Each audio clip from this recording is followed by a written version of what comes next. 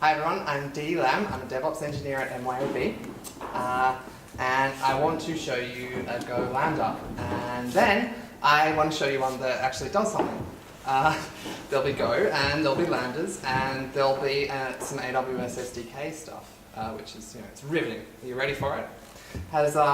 You're all Go programmers, I assume, or at least interested in Go. I should probably give a disclaimer that this talk's actually written for people who aren't necessarily Go programmers, so I hope it's not too light on. People written Lambdas? Lambda peeps?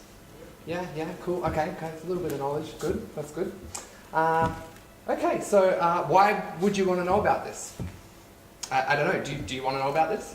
Yeah. Probably, we're all nerds here, right?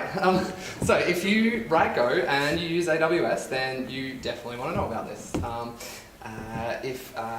Maybe you're using Go Lambdas already. So if you don't write Go, I hope the simplicity will win you over.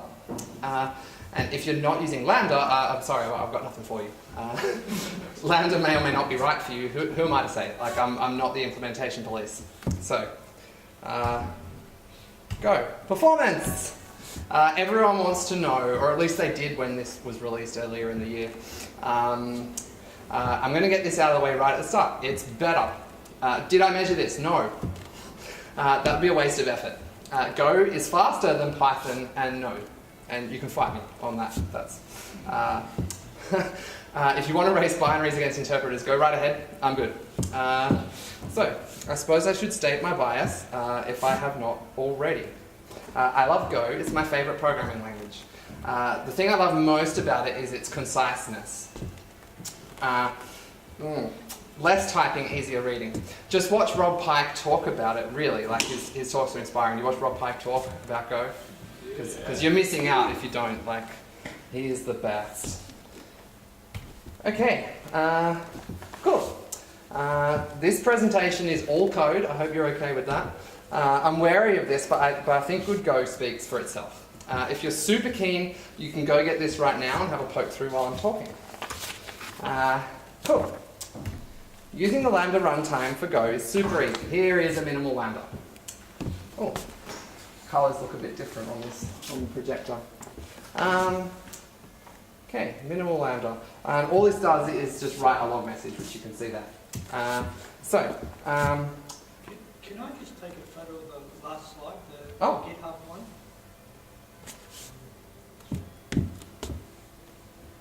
Thank you. Okay. Cool. I'm good to go. Okay, so. So when this runs on Lambda, it will run like any other Go binary and enter at main, and I hope you can see the highlighted parts. Cool. The body of main has the wiring of the actual Lambda invocation to a handler method. Lambda start blocks and doesn't return, so that's the Lambda runtime starting things up and not actually calling the Lambda function. The handler method passed to lambda.start, in this case Go, may take arguments and also return data, and I'll get to that soon enough. The log package writes to std, we know this, there's nothing special going on there. So, we build this thing.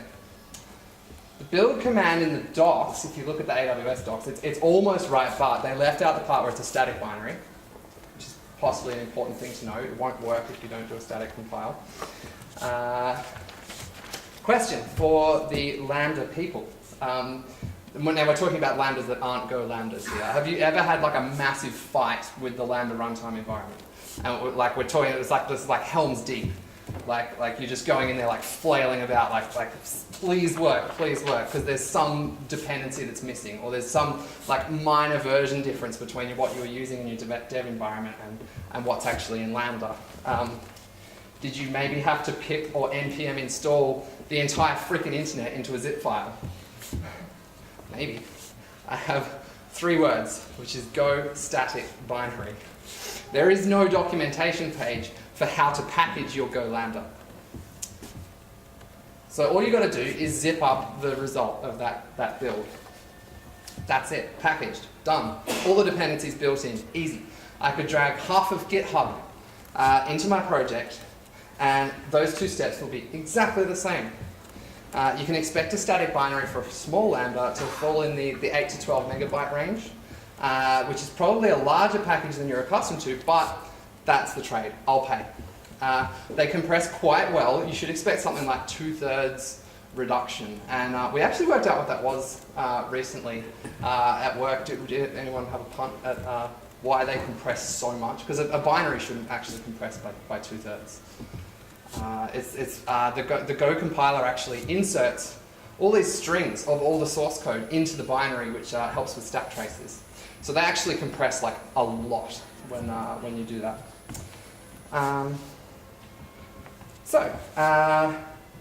If I was going to test this, there's no package to mock the runtime, so I'd have to just call my handler function from the tests. Cool? Yeah, cool, okay. Let's look at some CloudFormation. Here's the Lambda function. The whole template has the minimum required to invoke the Lambda manually. The handler, hello, is the name of the Go binary in the zip.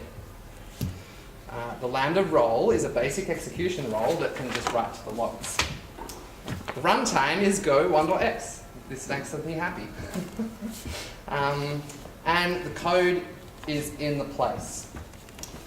Cool. So I have made a completely useless Lambda. So how about a Lambda that actually does something? I want a Lambda that can update Lambdas. As the Lambda peeps will know, if I were to change the Lambda that I just showed you and repackage it, I would also need to update the function code on AWS, which is a choice between calling some giant AWS CLI command or doing some funky versioning of objects in the bucket and doing a stack update with CloudFormation. Or you could do it in the web interface, but that doesn't count. We automate things, that's not cool. Okay, so how about a Lambda that triggers an update function code call from an S3 event trigger? So all I would have to do is put the zip package into a bucket and then blammo, I have an up-to-date Lambda function. Cool? Okay, let's have a look. For starters, there's a bunch more imports. And I think the main thing to note here is that there are two packages called Lambda. Yes, AWS publishes two Go packages called Lambda. You'll only run into this if you want to write a Lambda that does stuff to Lambdas or manipulates Lambda in some way.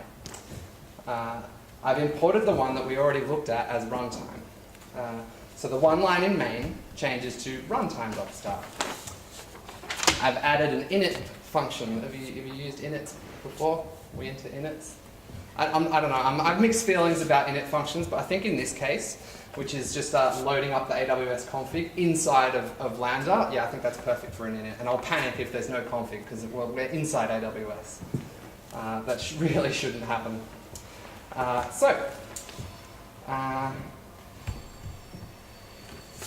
I get a pointer to lambda.lambda with lambda.new. Wait, I've missed something. That's okay. We're going to load the config. Okay, then we'll start a new Lambda service, which is a lambda.lambda. Here's the handler. The handler looks a bit different. Look, it actually is accepting something, and it's returning an error.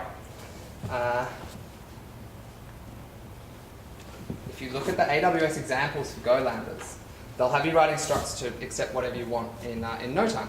The handler function, there's a range of signatures that are allowed for the handler function, basically. To boil it down, you're allowed to accept one object that can be unmarshaled from JSON, anything you like. You can return one object that can be marshaled into JSON in addition to an error. And for bonus points, you can also accept a Go context as a parameter, which can be used for graceful termination. And any combination of those things is allowed. There's a full list in the if you look up the AWS docs, there's a full list of the function signatures that are allowed for your handler. Fortunately, AWS has supplied an events package with predefined structs for every AWS event. So clearly I'll just use that. There's also an event/test package with some functions set up with testing. Package events has an S3 event. Cool. Incidentally, the predefined structs make it super easy to figure out what you're actually going to get passed when this thing runs. You can just look at the code. Cool. There's events package. So the S3 event has an array of records, and for each of those, I'll crudely hack the last 4 characters off the object key and blindly try to update a Lambda with the same name. I never said this would be production grade, but it will work. And if you look at the CloudFormation, it will only actually fire a trigger for a .zip file in the bucket. So it's reasonably safe. Not perfect, but good enough for this. Here's the code that I'm calling to update the Lambda. And the universal pattern for using the AWS SDK for Go is as follows. 1. Create a pointer to a cumbersome input struct, in this case a lambda.update function code input. 2. Generate a request struct using the service object created in init. Rec is of type lambda.update function code request. So you call the service update function code request and you get back a lambda.update function code request. 3. Send the request and you actually get back a lumbering great output struct as well as an error. I'm discarding the output struct in this case and just returning the error. If I kept the output, it would be a pointer to a lambda.update function code output. And everything that you might want to do with the AWS SDK follows that pattern. And it's quite similar to sending HTTP requests if you've done much of that. Okay. Sorry, I keep losing my place in the notes here. The SDK is verbose. I had to import 3 packages just to do this one tiny little thing. And they've even implemented their own primitive types, as you can see, which it makes a real interesting task of trying to keep your code minimal. But it can be done. Actually, the main source file for SDKS3 is 15,000 lines long. Still, it's not too hard to work with. You look at the Go docs. It's all good. So that's Go Lambdas with the side of SDK.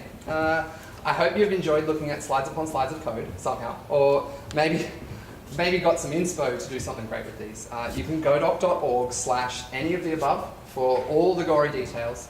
I recommend the Go doc over AWS's docs. If you Google AWS Lambda, and if you Google AWS SDK stuff, you'll end up on the AWS docs, which are not actually the Go docs. I find the Go docs much easier to read. Just personal preference, but if you Google, you won't get to the Go docs. And there's some things. Thanks.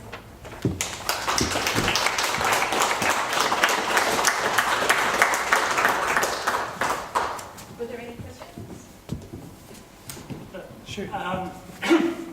It's interesting way I did it, but why didn't you use SAM, the surplus?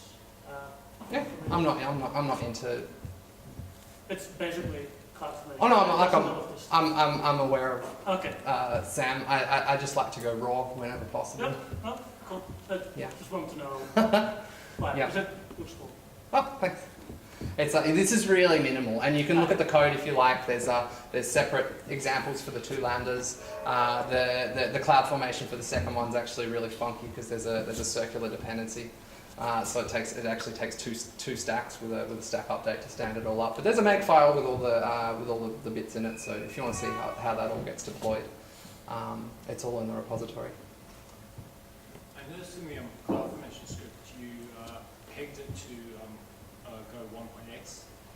Is there any risk of if a new runtime is available, the code stops running with the new version? I'm not sure. So that's not actually pegging it. That is just the runtime selection, which is just Go 1.x. They don't give you a choice. Go have, as far as I know, they have never broken compatibility.